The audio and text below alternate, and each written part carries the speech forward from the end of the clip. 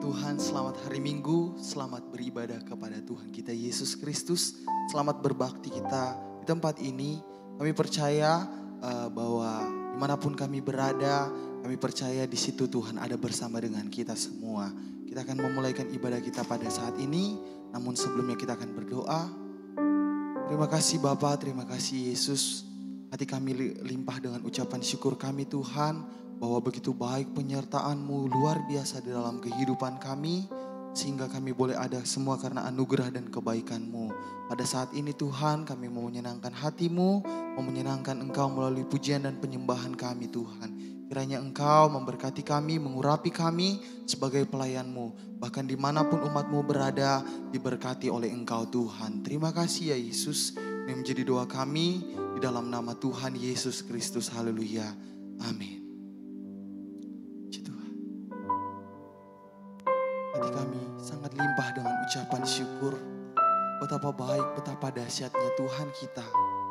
Sehingga kita semua ada sampai saat ini semua karena cinta Tuhan. Kita mau menyenangkan hati Tuhan, mau menyenangkan Tuhan kita Yesus Kristus. Terima kasih Yesus. Haleluya, puji Tuhan. Haleluya, puji Tuhan. Haleluya.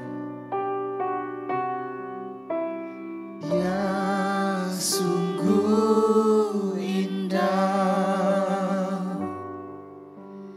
Dia Yesus, Dia ajaib, Dia mulia, Dia agung, Dia cinta daku dan ampuniku,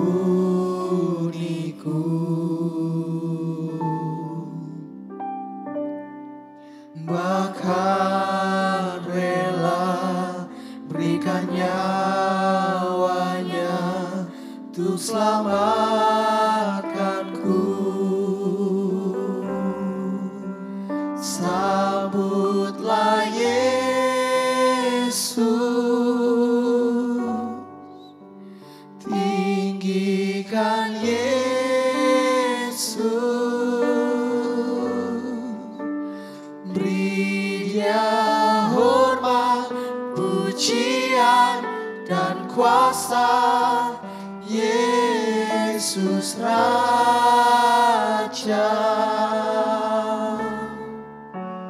bagi yang mulia, ku angkat tanganku.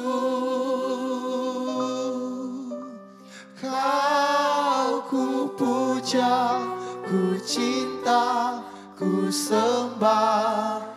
Haleluya.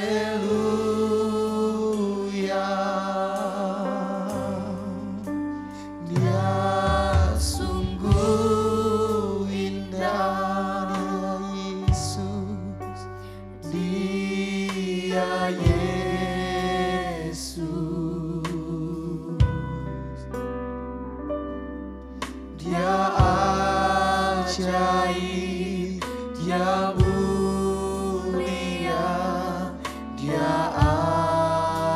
agung, Dia cinta daku, Dia cinta daku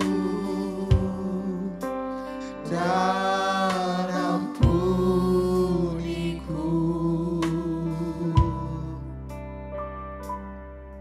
bahkan rela berikan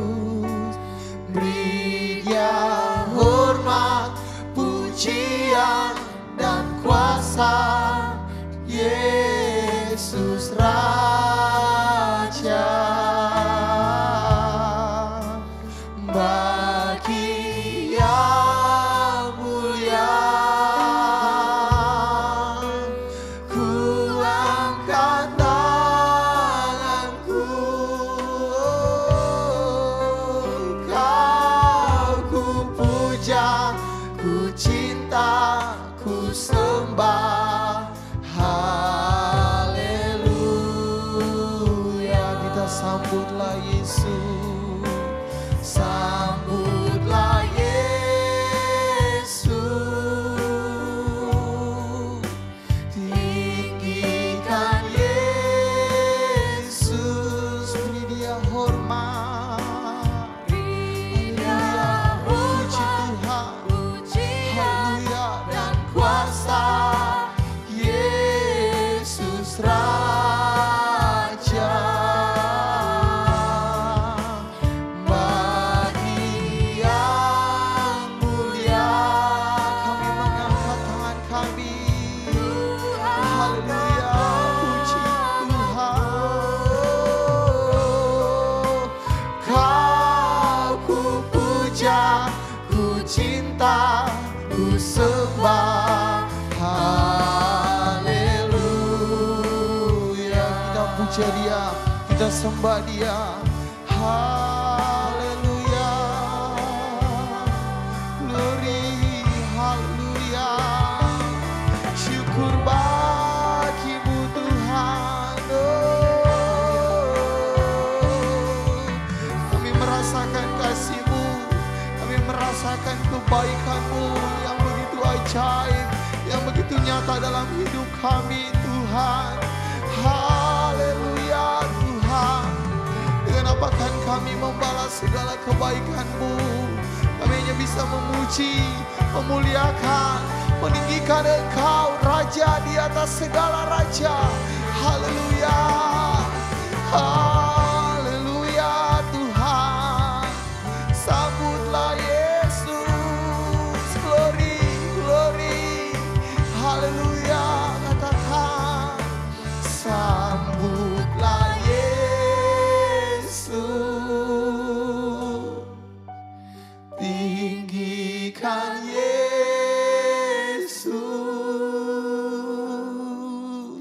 beri Dia hormat, pujian, dan kuasa Yesus Raja. Bagi yang mulia, ku angkat tanganku. Kau ku puja, ku cinta, ku sembah. Haleluya. Katakan dengan hati yang sungguh. Sambutlah Yesus, tinggikan Yesus, beri Dia hormat, pujian, dan kuasa Yesus Raja. Bagi yang mulia, ku angkat tanganku. Kau ku puja, ku cinta, ku sembah. Haleluya.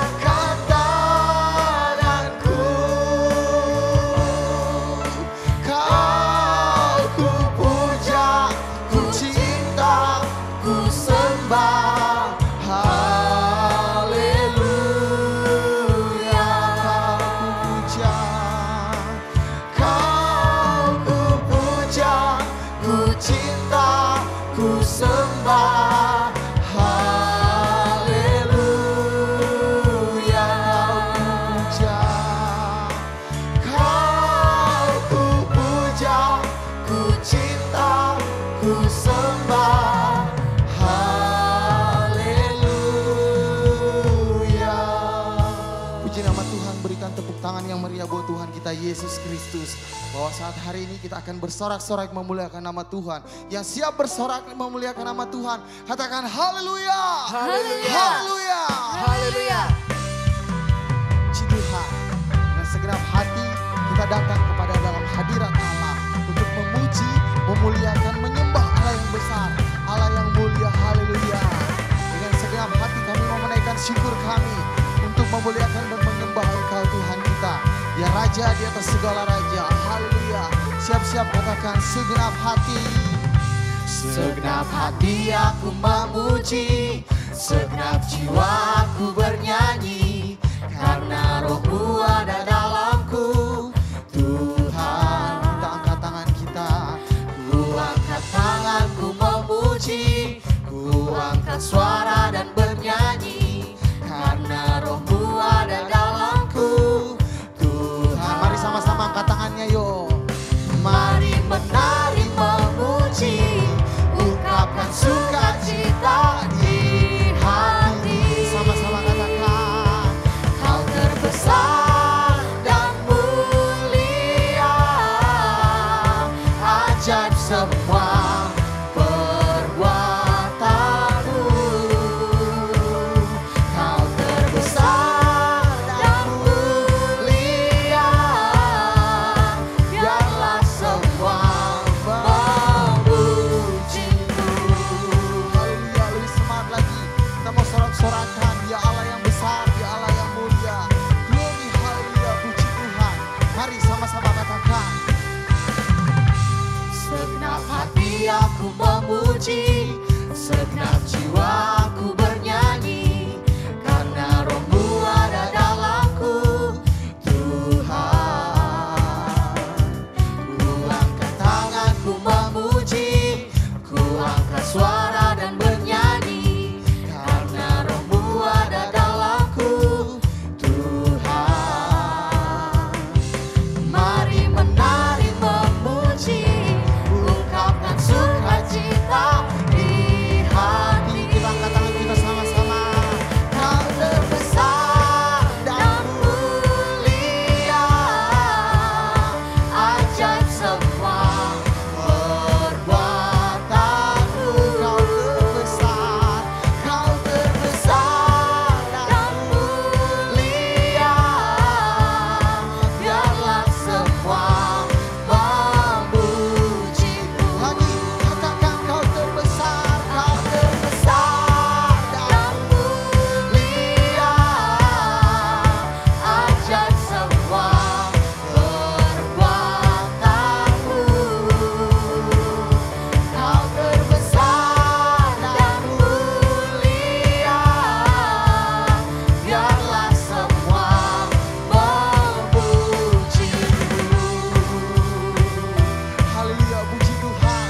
Kami mau menyembah, kita mau bersorak-sorai memuliakan nama Tuhan. Glory. Terima kasih Tuhan buat kasih-Mu, buat karunia-Mu, sehingga kami boleh terus memuji, memuliakan Engkau Raja di atas segala raja. Lebih semangat lagi kita siapkan diri kita untuk memuji, memuliakan nama Tuhan. Katakan, Kau terbesar dan mulia, ajaib semua perbuatanmu. Kau terbesar dan mulia, biarlah semua memujimu. mari kita angkat tangan kita sama-sama. Kau terbesar dan mulia, ajaib semua perbuatanmu. Kau terbesar dan mulia, biarlah semua memujimu. Kau terbesar dan mulia,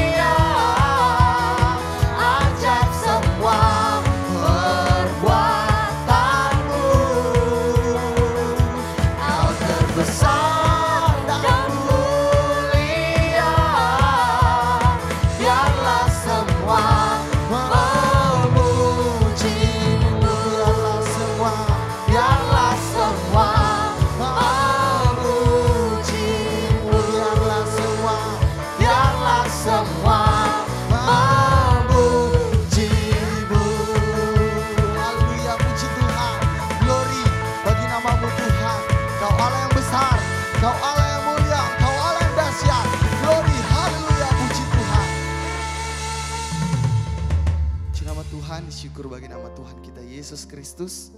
Kita akan mempersiapkan hati kita, pikiran kita, jiwa kita untuk ditaburi oleh kebenaran firman Allah. Puji Tuhan. Haleluya. Puji Tuhan.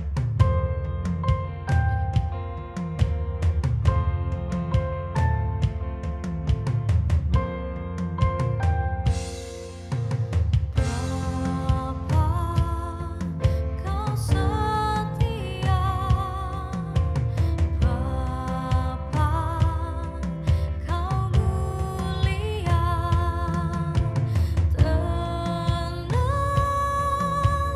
jiwaku, aman bersamamu.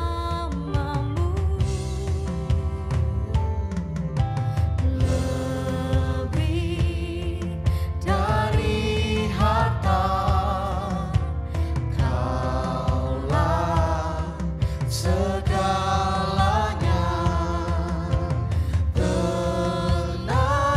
Tenanglah jiwaku dalam hadiratmu. Kau tunjukkan kasih setiamu, Kau menyediakan yang ku perlu. Kau setia, Kau mulia, Bapa, Kau setia. Terima kasih Tuhan atas kasih dan setiamu Tuhan. Bapa, Kau setia. Bapa, Kau mulia. Tenanglah jiwaku, aman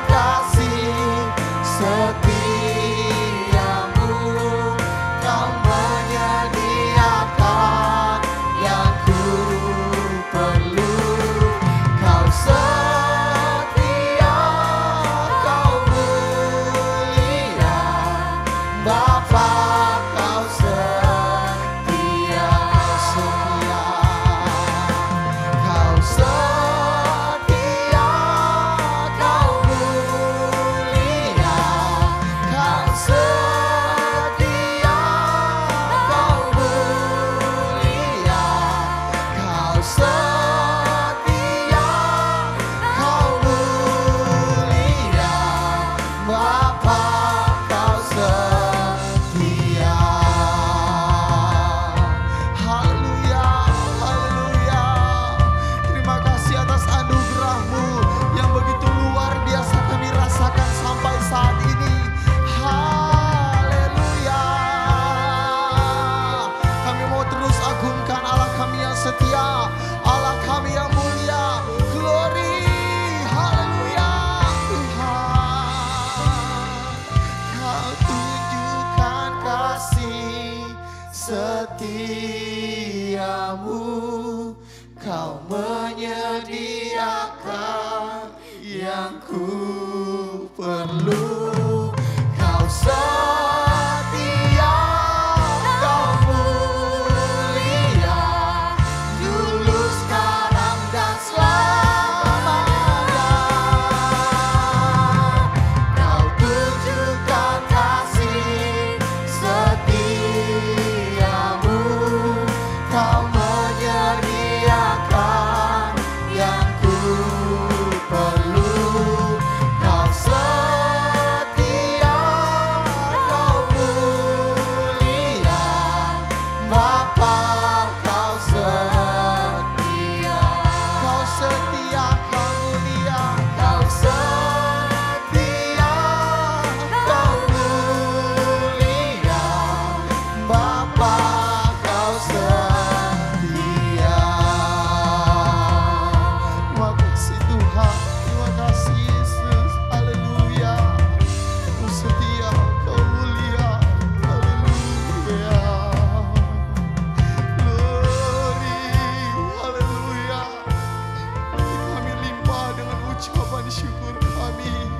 Dengan apa kan kami membalas, kami hanya bisa memuji dan memuliakan nama-Mu Tuhan. Terima kasih Bapa. Kami sudah menaikkan pujian dan penyembahan kami Yesus. Kiranya Engkau disenangkan melalui pujian dan penyembahan kami. Tiba saatnya kami akan ditaburi oleh kebenaran firman Allah. Biarlah firman-Mu Tuhan yang kami dengarkan Tuhan bisa menguatkan kami, bisa membenarkan kami, bahkan meneguhkan kami supaya kami hidup terus dalam apa yang Engkau kehendaki Tuhan. Terima kasih ya Roh Kudus, urapi hamba-Mu, penuhi dia dengan kuat kuasa Roh Kudus Allah. Biarlah Tuhan menyertai bahkan mengurapi hamba-Mu Tuhan. Terima kasih ya Yesus. Kami alaskan dengan nama yang ajaib, nama yang indah, nama yang mulia. Hanya di dalam berkat nama Tuhan Yesus Kristus. Haleluya. Amin. Haleluya. Puji Tuhan. Segala puji dan syukur hanya bagi Tuhan kita Yesus Kristus. Segala kemuliaan hanya bagi Dia, Raja di atas segala raja. Bapak, Ibu, dan Saudara yang dikasihi Tuhan, hari ini tanggal 3 Mei 2020, kita masih mengadakan ibadah secara online. Tema khotbah yang saya sampaikan hari ini, jika Tuhan mengizinkan. Jika Tuhan mengizinkan. Maksudnya, jika Tuhan mengizinkan sesuatu terjadi atas orang percaya, berarti ada maksud Tuhan. Maksud Tuhan pasti yang terbaik. Maksud Tuhan pasti yang terbaik yang diberikan bagi anak-anaknya. Bapak, Ibu, dan Saudara, kita percaya Tuhan kita Yesus Kristus tidak lama lagi akan datang yang kedua kali. Seperti yang Ia telah sampaikan kepada Rasul Yohanes di Pulau Patmos dalam kitab Wahyu pasal 2 ayat yang ke-20. Yesus yang memberi kesaksian tentang semuanya ini berfirman, "Ya, Aku datang segera, amin, datanglah Tuhan Yesus." Yesus berkata, "Aku datang segera." Berarti Dia pasti datang yang kedua kali dan itu tidak lama lagi. Kemudian Rasul Yohanes dengan iman dia berkata, "Amin, datanglah ya Tuhan." Artinya benar Tuhan, apa yang Engkau sampaikan, apa yang Engkau katakan, datanglah Tuhan Yesus. Juga dalam Injil Matius pasal 24 ayat 14. Tuhan Yesus juga berkata, "Dan Injil kerajaan ini akan diberitakan di seluruh dunia menjadi kesaksian bagi semua bangsa, sesudah itu barulah tiba kesudahannya. Jadi Injil sudah diberitakan dan terus akan diberitakan ke seluruh bumi dalam kondisi dan situasi apapun juga. Injil tetap diberitakan. Karena itu adalah perintah Tuhan. Dalam Injil Markus pasal 16 ayat 15 berkata, lalu Yesus berkata kepada mereka, pergilah ke seluruh dunia. Pergilah ke seluruh dunia, beritakanlah Injil kepada segala makhluk. Jadi Injil Kerajaan Allah, yaitu berita keselamatan di dalam Yesus Kristus, harus diberitakan ke seluruh dunia agar semua orang mendengar, kemudian percaya kepadanya dan diselamatkan. Karena Tuhan mengasihi semua manusia. Seperti yang tertulis dalam 2 Petrus 3 ayat 9b. Karena ia menghendaki supaya jangan ada yang binasa, melainkan supaya semua orang berbalik dan bertobat. Saudara, itulah isi hati Tuhan. Dia ingin semua orang percaya kepadanya dan diselamatkan. Tema khotbah hari ini, jika Tuhan mengizinkan.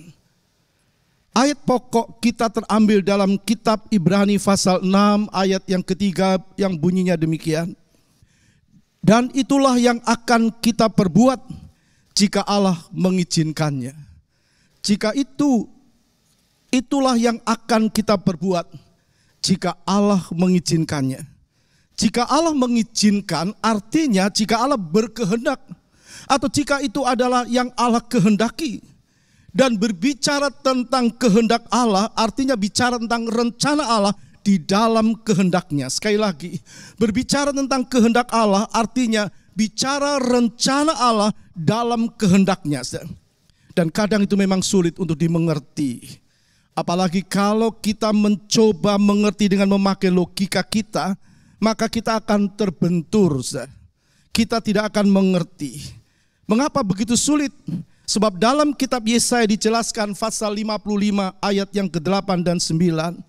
Tuhan berkata, sebab rancanganku bukanlah rancanganmu, dan jalanmu bukanlah jalanku. Demikianlah firman Tuhan, seperti tingginya langit dari bumi, demikianlah tingginya jalanku dari jalanmu, dan rancanganku dari rancanganmu.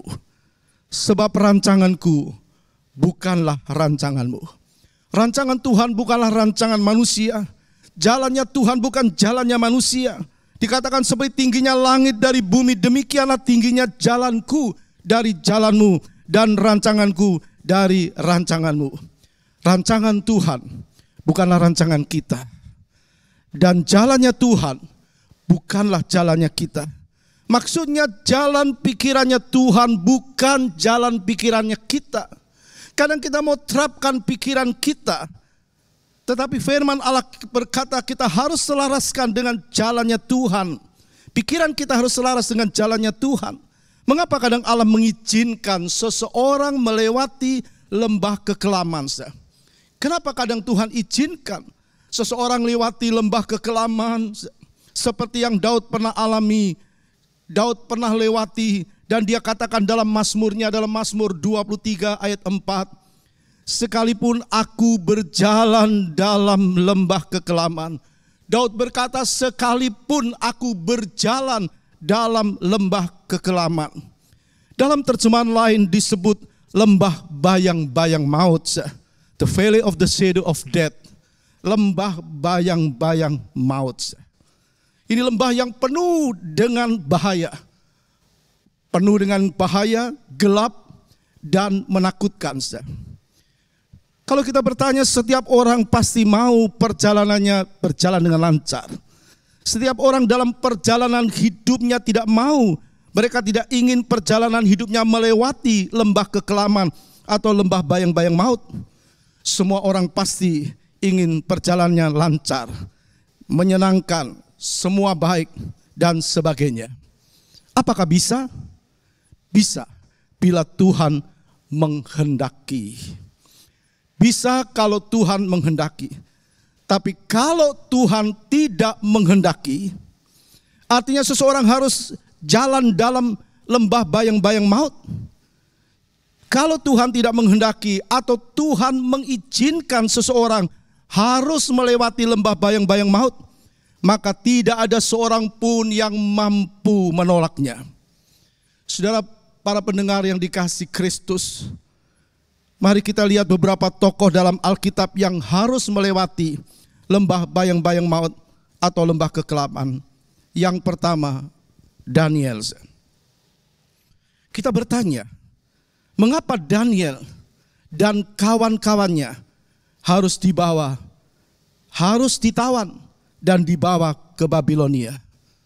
Dalam kitab Daniel pasal 1 ayat 3, ayat 1, ayat 3 dan 6, pada tahun yang ketiga pemerintahan Yoyakim Raja Yehuda, datanglah Nebukadnezar Raja Babil ke Yerusalem, lalu mengepung kota itu. Lalu Raja bertitah kepada Aspenas kepala istananya untuk membawa beberapa orang Israel yang berasal dari keturunan Raja dan dari kaum bangsawan. Di antara mereka itu ada juga beberapa orang Yehuda, yakni Daniel, Hananya, Misael, dan Asaria. Sudah bukankah mereka orang-orang yang percaya kepada Tuhan? Orang-orang yang taat kepada perintah Tuhan dan melakukannya dengan kesungguhan hati. Dalam Daniel 1 ayat 8, Daniel berketetapan untuk tidak menajiskan dirinya dengan santapan raja dan dengan anggur yang biasa diminum raja. Dimintanyalah kepada pemimpin pengawal istana itu supaya ia tidak usah menajiskan dirinya. Bukankah mereka orang-orang yang baik di mata Tuhan? Mereka berempat, Daniel, Sadrah, Mesah, dan Abednego, berketetapan hati untuk tidak menajiskan diri mereka. Artinya mereka menjaga hidup dalam kebenaran firman. Nah, seringkali kita bertanya, mengapa ya Tuhan mereka orang baik, setia kepadamu dan menjadi pelaku firman-Mu? Kenapa Engkau biarkan mereka masuk dalam tawanan Raja Babil? Kenapa tidak orang yang hatinya jahat, yang perbuatannya jahat, yang masuk dalam tawanan Raja Babil? Pasti banyak orang-orang yang jahat, yang hatinya jahat dan perbuatannya jahat pada waktu itu. Sudah mungkin di sekitar kita kadang kita jumpai orang yang baik. Ada orang yang baik, ada orang yang jahat. Bahkan sering pula kita jumpai hal-hal yang seperti itu terjadi dalam diri orang yang kita kenal. Hidupnya baik, kerohaniannya baik, pelayanannya baik. Dan kita juga berkata kepada Tuhan, mengapa Tuhan Engkau biarkan mereka alami seperti itu? Seperti Daniel dan kawan-kawan harus ditawan. Seperti Daud yang harus masuk dalam lembah bayang-bayang maut. Dan bahkan kalau hal-hal seperti itu terjadi dalam diri seseorang, orang bisa berkata, mana Tuhan janji penyertaan-Mu? Mana Tuhan, bukankah Engkau yang berkata bahwa Engkau akan melindungi dan menjaga orang-orang benar? Mengapa mereka berujar seperti itu kepada Tuhan? Karena ketidakpengertian mereka. Mereka tidak mengerti bahwa rancangan Tuhan bukan rancangannya, dan jalan Tuhan bukanlah jalannya. Seperti tadi yang dikatakan dalam Yesaya 55 ayat 8, sebab rancanganku bukanlah rancanganmu, dan jalanmu bukanlah jalanku. Demikianlah firman Tuhan. Kalau begitu saudara, berarti Tuhan punya rancangan. Tuhan punya cara tersendiri atas umatnya, bahkan orang-orang yang dikasihinya. Kalau kita terus ikuti kisah Daniel, Daniel dimasukkan ke dalam gua singa. Dalam Daniel 6 ayat 17a, sesudah itu raja memberi perintah, lalu diambillah Daniel dan dilemparkan ke dalam gua singa. Kita bertanya, kenapa Daniel dilempar ke dalam gua singa?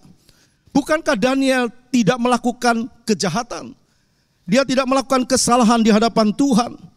Bahkan Daniel tidak lupa mendekatkan diri kepada Tuhan. dalam Daniel 6 ayat 11. Daniel 6 ayat 11. Demi didengar Daniel bahwa surat perintah itu telah dibuat, pergilah ia ke rumahnya dalam kamar atasnya.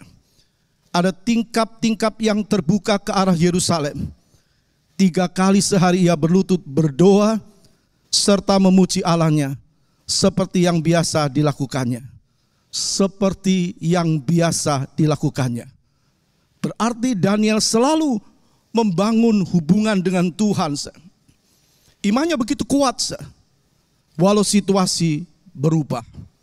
Tapi Daniel tetap dekat Tuhan. Daniel tetap menyembah Tuhan. Nah, bagaimana dengan kita? Bagaimana dengan saudara? Situasi di dunia ini bisa berubah. Kita tidak menyangka, kita tidak duga, tahu-tahu muncul COVID-19 yang membuat banyak orang diliputi ketakutan. Apakah hal itu membuat anak-anak Tuhan makin dekat Tuhan atau justru lari daripada Tuhan? Apakah saudara tetap ibadah, berdoa, memuji Tuhan, baca firman, dengar firman, walau masih ibadah secara online? Atau tidak lagi menghiraukan ibadah, tidak lagi suka berdoa, tidak lagi suka membaca firman? Bagaimana dengan ibadah kita? Bagaimana dengan ibadah saudara hari-hari ini? Dengan tidak adanya ibadah di gereja, apakah saudara masih memberi waktu? Apakah saudara masih memberi waktu untuk beribadah walaupun secara online? Kembali kepada Daniel. Daniel imannya tidak berubah walaupun situasi berubah. Justru kita bisa melihat situasi dan kondisi. Situasi dan kondisilah yang mencoba merubah iman Daniel. Dan dalam Daniel 6 ayat 17a, setelah itu raja memberi perintah, lalu diambillah Daniel dan dilemparkan ke dalam gua singa. Orang kembali bertanya, Tuhan, mengapa Daniel yang benar-benar cinta Engkau selalu berdoa kepadamu, kenapa Engkau biarkan dia masuk ke gua singa? Mengapa raja tidak berdaya melepaskan Daniel? Kalau kita melihat kisah Daniel, ternyata Tuhan punya cara sendiri. Tuhan punya cara sendiri untuk memperlihatkan kepada semua orang waktu itu bahwa Tuhan yang Daniel sembah adalah Tuhan yang hidup dan penuh dengan kuasa. Tuhan memperlihatkan kepada semua orang bahwa dia adalah Tuhan yang penuh dengan kuasa. Kita bisa melihat jawaban Daniel kepada Raja Darius. Jawaban Daniel kepada Raja Darius. Dalam Daniel 6 ayat 23 dan 24. Allahku telah mengutus malaikatnya untuk mengatupkan mulut singa-singa itu, sehingga mereka tidak mengapa-apakan aku, karena ternyata aku tak bersalah di hadapannya. Lalu sangat sukacitalah raja dan ia memberi perintah supaya Daniel ditarik dari dalam gua itu. Maka ditariklah Daniel dalam gua itu dan tidak terdapat luka apa-apa padanya, karena ia percaya kepada Allahnya. Tuhan melindungi Daniel dari mulut singa. Tuhan melepaskan Daniel dari mulut singa. Dalam 1 Petrus pasal 5 ayat yang ke-8. Sadarlah dan berjaga-jagalah. Lawanmu si iblis berjalan keliling sama seperti singa yang mengaum-ngaum dan mencari orang yang dapat ditelannya. Tuhan bilang waspadalah, sadar. Lawanmu si iblis itu berjalan keliling seperti singa yang mengaum dan mencari orang yang dapat ditelannya. Jadi kalau Tuhan izinkan sesuatu terjadi atas kita, padahal kita benar-benar dekat Tuhan, padahal kita benar-benar dekat Tuhan dan melakukan firman-Nya, jangan takut saudara. Ada Tuhan yang sanggup mengatupkan mulut-mulut singa dalam tanda kutip. Jika Tuhan mengizinkan. Jangan takut dengan masalah. Jangan takut dengan persoalan. Karena Tuhan mau memakai kita untuk kemuliaan namanya. Sebagaimana yang dialami Daniel dalam Daniel 6 ayat 26 berkata demikian sampai ayat 28. Bersama ini kuberikan perintah bahwa di seluruh kerajaan yang kukuasai orang harus takut dan gentar kepada Allahnya Daniel.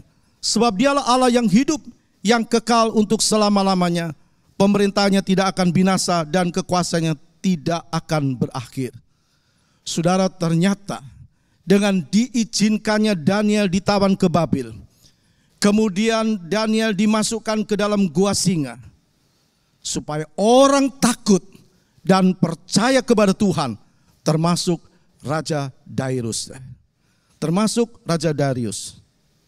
Saya yakin jika Tuhan izinkan munculnya virus COVID-19 ini, pasti akan ada banyak orang yang sadar. Banyak orang yang takut kepada Tuhan, bertobat kembali setia kepada Tuhan. Saya percaya, saya juga percaya Tuhan masih memberi kesempatan bagi anak-anaknya supaya imannya semakin kuat dan tidak tergoyahkan. Sekali lagi, jika Tuhan mengizinkan, kalau Allah mengizinkan, pasti Tuhan punya maksud, Tuhan punya rencana, ada rencananya Tuhan. Jangan sampai kita menyalahkan Tuhan. Bapak, Ibu, dan Saudara yang kasih Tuhan, dan juga para pendengar yang mendengar firman Tuhan hari ini.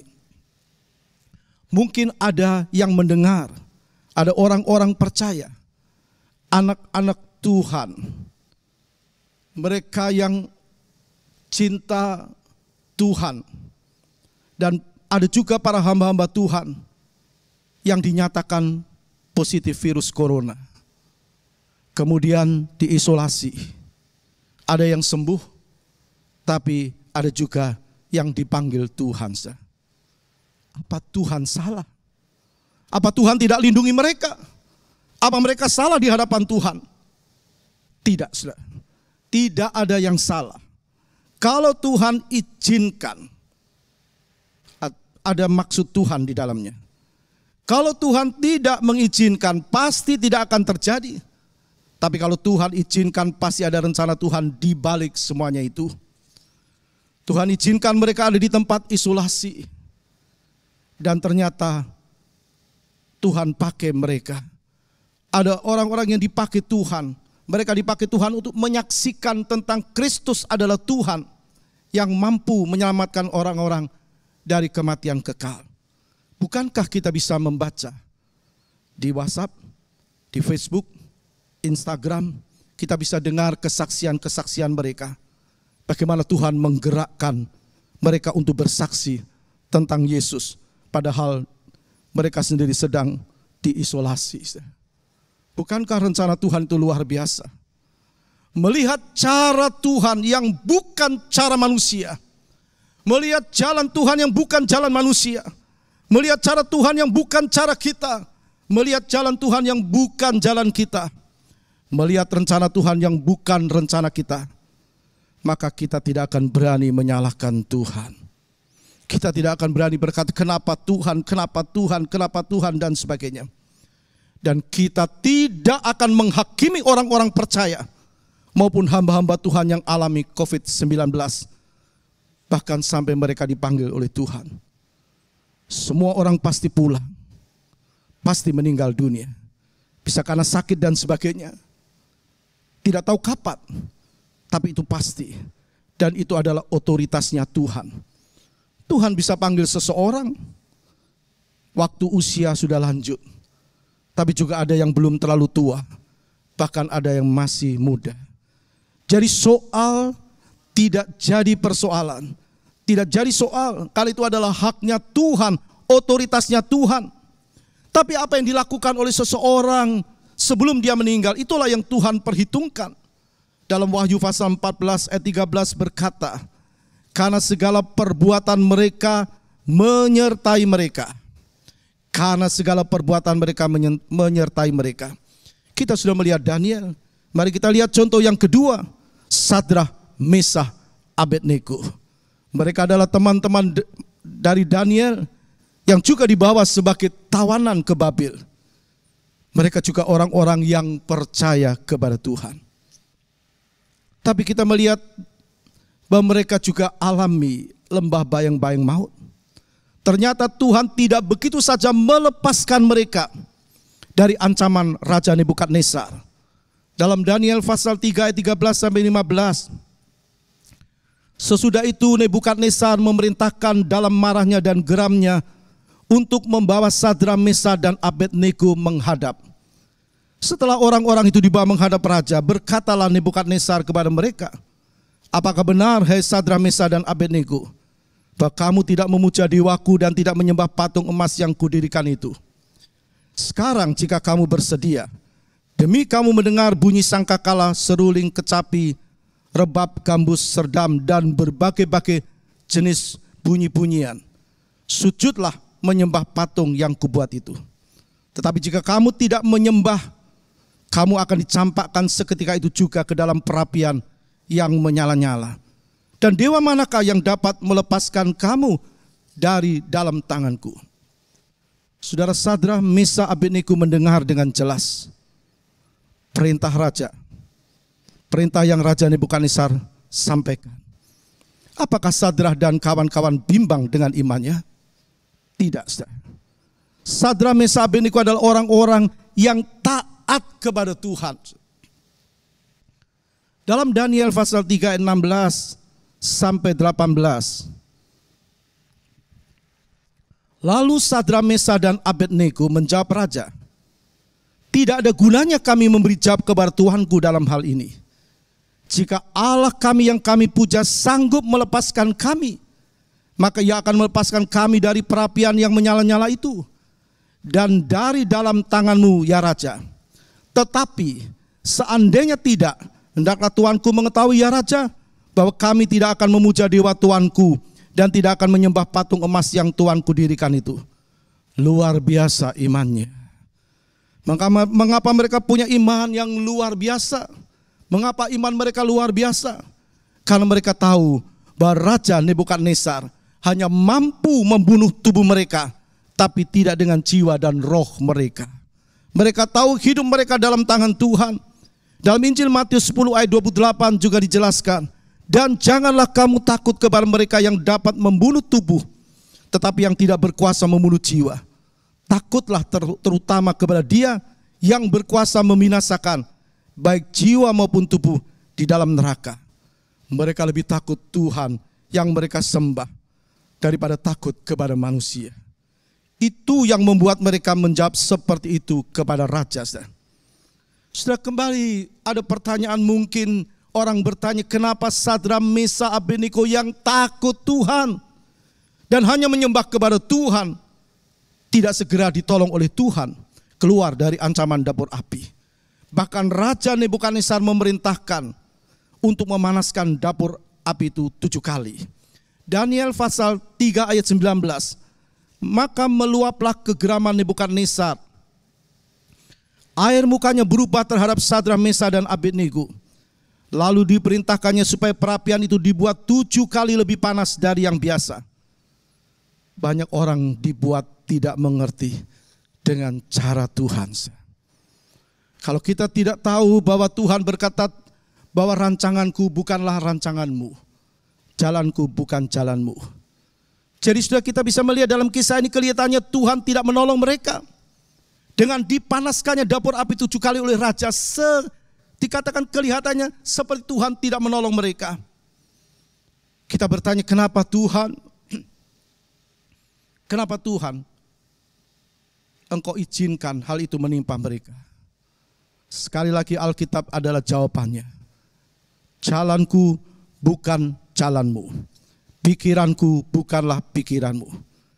Itu sebabnya orang tidak akan mengerti cara Tuhan, cara Dia bertindak, kalau menganalisanya dengan logika. Dalam kisah ini ternyata yang pertama, Allah mau menunjukkan di depan orang banyak bahwa Allah yang Sadrak, Mesak dan Abednego sembah adalah Allah pencipta langit dan bumi yang penuh dengan kuasa. Dalam Daniel 3:24 kemudian terkejutlah Raja Nebukadnezar, lalu bangun dengan segera berkata ia kepada menterinya, bukankah 3 orang yang telah kita campakkan dengan terikat di dalam dapur api itu Jawab mereka kepada raja, benar ya raja. Katanya, tetapi ada 4 orang kulihat berjalan-jalan dengan bebas di tengah-tengah api itu dan mereka tidak terluka. Dan yang keempat itu rupanya seperti anak dewa. Saudara-saudara, yang dilihat oleh Raja Nebukadnezar, orang yang keempat itu seperti anak dewa. Nebukadnezar menyebut Allah itu dewa. Siapa anak Allah yang dilihat Nebukadnezar? Siapa? Dialah Yesus, anak Allah. Siapa Allah pencipta langit dan bumi? Dalam Yohanes 1 ayat 1, ayat 3 dan 14, pada mulanya adalah firman. Firman itu bersama-sama dengan Allah dan firman itu adalah Allah. Segala sesuatu dijadikan oleh firman oleh Dia. Dan tanpa firman tidak ada satupun yang telah jadi dari segala yang telah dijadikan. Jadi firman itu telah menjadi manusia dan diam di antara kita. Dan kita telah melihat kemuliaannya, yaitu kemuliaan diberikan kepadanya sebagai anak tunggal Bapa penuh kasih karunia dan kebenaran. Siapa firman? Siapa Allah? Pada mulanya adalah firman. Firman bersama dengan Allah dan firman itu adalah Allah.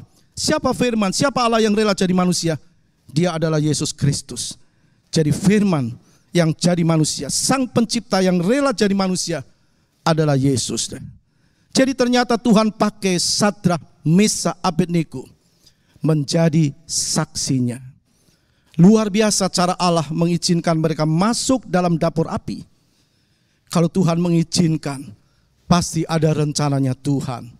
Daniel 3:28-29 berkata, berkatalah Nebukadnezar, terpujilah Allahnya Sadrak, Mesak dan Abednego.